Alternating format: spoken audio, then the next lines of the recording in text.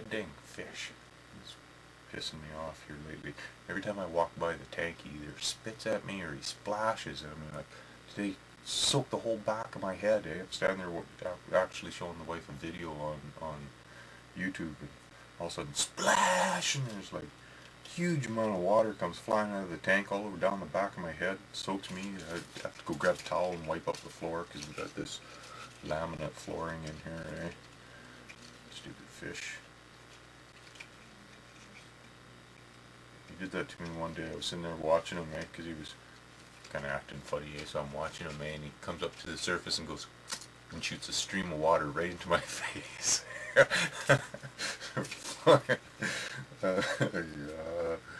What a nurse.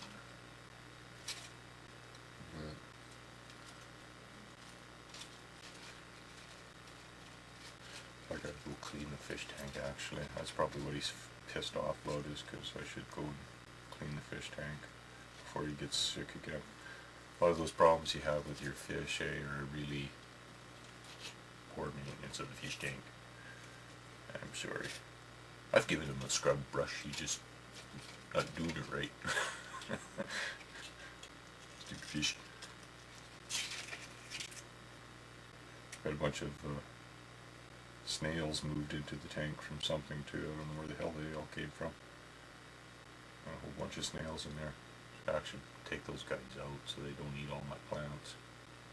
Snails are ferocious, man. Holy jumping.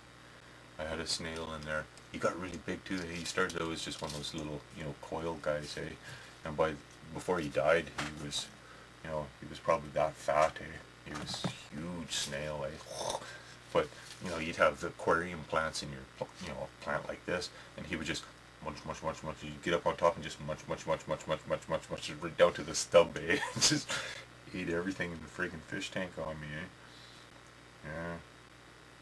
So then I took him outside to the pond, put him out there for the summer.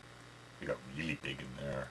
But then when I brought him back in, there was just really wasn't enough to sustain him over the winter. Either, I don't know how long snails live. He was probably a year and a half old. No, he's older than that. He was probably a couple of 3 years old. It's funny. Snail.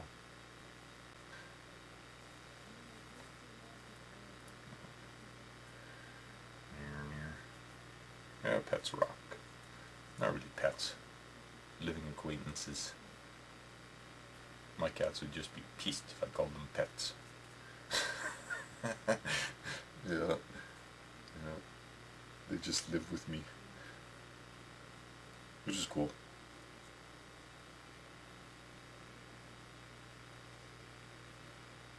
So, yeah.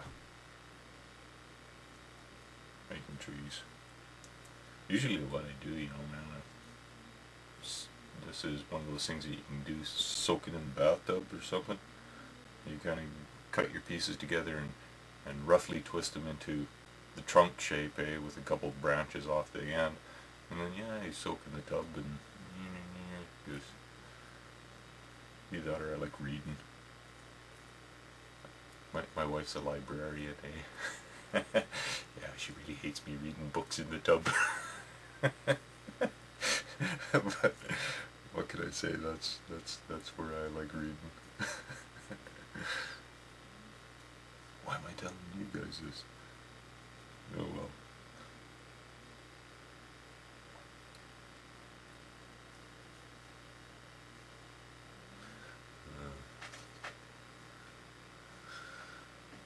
Yeah, I don't know what would speed these up. I mean, you can use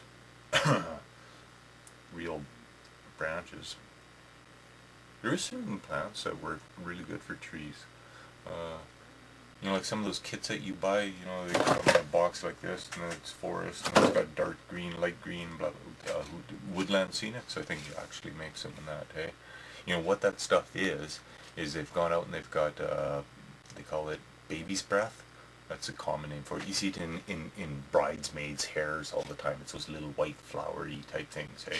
Well, the plant itself, I've seen some, we used to have some out in the field here before they They built this big complex in the field, so I don't know where there is anymore now. I'll have to go look for it. But it's like a big dome-ish type plant, almost like a tumbleweed looking plant, eh? But it's more of a half a dome type thing it grows.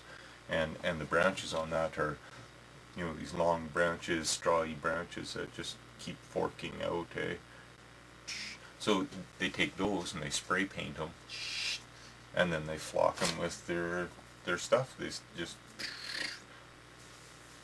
God, you guys can do that, man. Well, you gotta find a plant, but it doesn't necessarily have to be that plant. It just has to dry nice, eh? Yeah, it just has to dry nice, you know. Make it dry, or put it on a heat vent or somewhere like that where it's going to dry out. And then once you paint it and stuff, it usually toughens up pretty good. Because a lot of stuff that you make, you know, like, you know, well, like these kind of trees and stuff like that, you know, they're, when you're first making them, they're really fragile, and you're thinking, oh man, that's not going to stick together. Well, this thing's been tossing around on the desk here for a couple of years, eh? I mean, yeah, it needs re-glued, but it still looks like a tree, you know? So, some of that stuff works pretty good. Some of that natural medium just takes a little, well, it takes just as long. It takes just as long to find it, pick it, and dry it as it does to twist one of these up, eh? So, but it gives you some variety.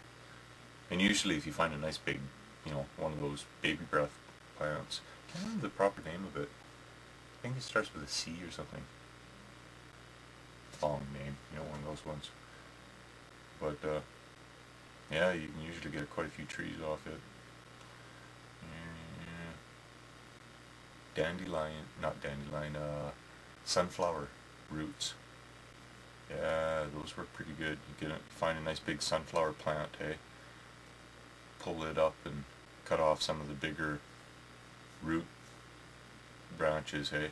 They make really cool, you know, warped trees, hey? They look good in the swampy areas, or you know, vampire type setting, or ghouls or anything like that, hey? Yeah, they're pretty easy too, man. You don't even have to flock them or anything. Just pull them up, dry them, and paint them. You know, spray paint them all black first, and then I just use actually spray paints on them. Probably wouldn't even use a brush. An outside project.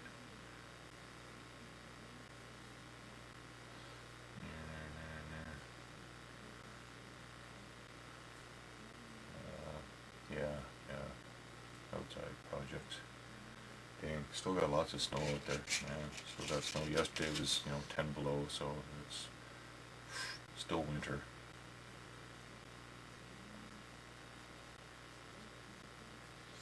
Yeah, things don't dry right in 10 below weather.